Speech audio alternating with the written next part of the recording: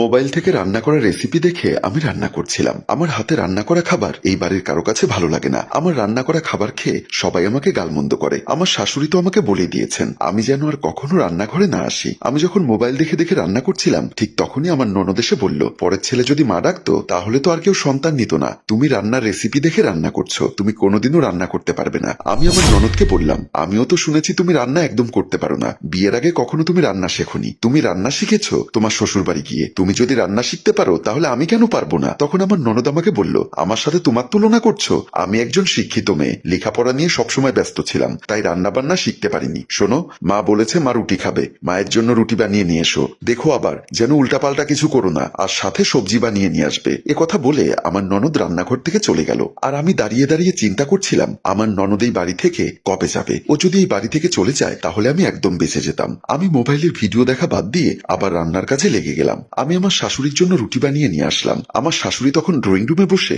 কার সাথে যেন কথা বলছে। আমাকে দেখে আমার শাশুড়ি মোবাইলে বলল, বৌমা রুটি বানিয়ে এনেছে। তারপর উনি মোবাইলের লাইনটা কেটে দিয়ে আমাকে বলল, বৌমা রুটি বানিয়ে নিয়ে এসেছো? আমি বললাম, মা আমি কি আপনার জন্য ডিম ভাজি করে নিয়ে আসবো? তুমি তো সবসময় যা করো সবকিছু ডিম ভাজির মতো লাগে, ভালো কোনো খাবার তো তুমি রান্না করতে পারো না। মা আমি তো রান্না করা শিখছি। আমার শাশুড়ি তখন আমাকে বলল, আমি তোমাকে বলে দিলাম কাজ যদি ভালো করে করতে পারো তাহলে তো ভালো, না হলে কিন্তু আমার ছেলেকে আর একটা বিয়ে করাতে হবে। আমার শাশুড়ির কথা শুনে আমি চুপ হয়ে গেছিলাম। আমার স্বামীকে আর একটা বিয়ে করাবে? আমি আমার শাশুড়ির মুখের উপর কিছু বলতে গিয়েও বলতে পারলাম না। আমার শাশুড়ি রুটি আর ভাজির দিকে তাকিয়ে বলল, রুটি দিয়েছো, রুটি খেয়ে কি আমি হাওয়া খাবো? পানি কোথায়? আমি তখন আমার শাশুড়ির জন্য পানি আনার উদ্দেশ্যে চলে গেলাম। আর আমার শাশুড়ি রুটি আর ভাজিগুলো খেয়ে নাক সিটকে যাচ্ছে, যেন এমন রুটি আর ভাজি উনি ওনার বাপের জন্মে খায়নি। আমি সেদিন দুপুরে সবাইকে খাবার খাইয়ে বিছানায় এসে শুয়ে রইলাম। এই বাড়িতে প্রায় সবাই দুপুরের খাওয়ার পর একটু রেস্ট করে, কিন্তু আমার ভাগ্যে তেমন রেস্ট মেলে না। আমার শাশুড়ি একটি জরুরি কাজে বাহিরে গেছিল, তাই একটু রেস্ট করার সুযোগ পেলাম।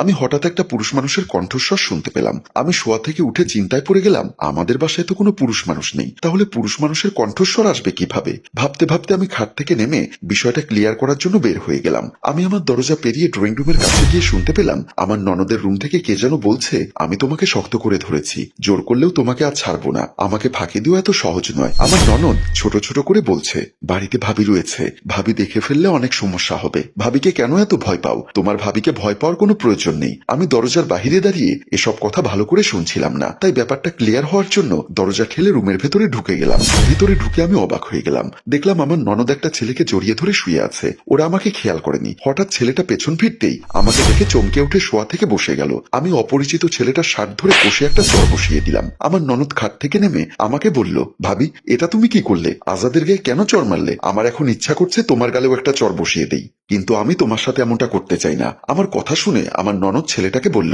তুমি এখন চলে যাও। ছেলেটি কাল বিলম্ব না করে ওখান থেকে বের হয়ে গেল। ছেলেটা চলে যাওয়ার পর আমি আমার ননদকে বললাম, আজ বাড়িতে মা আসুক, তোমার সব কথা বলে দিব। বলে আমি ওখান থেকে চলে গেলাম। আর আমার ননদ রাগে ফুসফুস করতে লাগলো। রাতের বেলায় আমি বিছানার উপর বসেছিলাম, এমন সময় আমার স্বামী এসে আমাকে মারধর শুরু করলো। আমি বুঝতে পারলাম না কেন হঠাৎ আমার সাথে এমন আচরণ করছে। আমি বললাম, আমার সাথে কেন এমন করছো তুমি? আমি তো তোমার সাথে কোনো অন্যায় করিনি, অন্যায় না করার পরেও কেন তুমি আমাকে শাস্তি দিচ্ছ?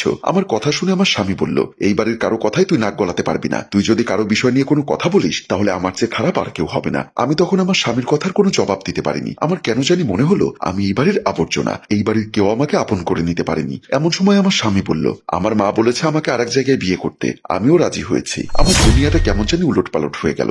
যার জন্য বাপের বাড়ি ছেড়েছিলাম সে আজ আমাকে বিনা কারণে তালাক দিতে চায়। আমার স্বামী বলল, তুই যদি চাস সে বাড়ি থেকে চলে যেতে পারিস। এ কথা বলে আমার সঙ্গে সেখান থেকে চলে গেল। আর আমি অবাক হয়ে তার চলে যাওয়ার পানে তাকিয়ে রইলাম। আমার শ্বশুর বাড়ির ড্রয়িং রুমে বসে আছেন আমার বাবা, আমার স্বামী, আমার শাশুড়ি এবং আমার ননদ। এমন সময় আমি একটা ডিভোর্স লেটার নিয়ে গিয়ে বললাম, এই নিন আপনার ডিভোর্স লেটার, আজকের পর থেকে আপনার সাথে আমার কোনো সম্পর্ক নেই, আমি আপনাকে চিরদিনের জন্য মুক্ত করে দিলাম। আমার হাতে ডিভোর্স লেটার দেখে সবাই খুশি হয়েছে, কারণ তাদের সবার মন বদলে গেছে।